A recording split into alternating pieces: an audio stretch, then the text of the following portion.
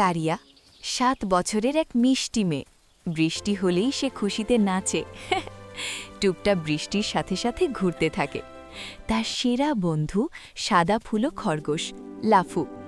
একদিন ঝুমঝুম বৃষ্টি শেষে কারিয়া আকাশের দিকে তাকিয়ে বলল, লাফু, আজ আমি রংধনু দেখব। হঠাৎ আকাশে হালকা রঙের একটা দাগ উঠল। ও দেখো লাফু, কিন্তু একটু পরেই মিলিয়ে গেল। কারিয়ার মুখটা ছোট হয়ে গেল। উফ, চলে গেল। লাফু তার পাশে এসে নরম করে নাক ছুঁয়ে দিল। ঠিক তখন দিদা হেসে বললেন, যে অপেক্ষা করে সেই সবচেয়ে সুন্দর রং দেখে। কারিয়া চুপচাপ আকাশের দিকে তাকিয়ে রইল, অপেক্ষা করল।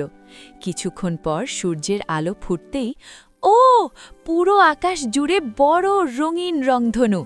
কারিয়া খুশিতে বলল, ইয়ে লাফু, আমরা পেরে গেছি। লাফু লাফাতে লাগল আর কারিয়া হাসতে হাসতে আকাশের দিকে তাকিয়ে থাকল। সেদিন কারিয়া শিখল, ধৈর্য ধরলে আনন্দ আরও বড় হয়।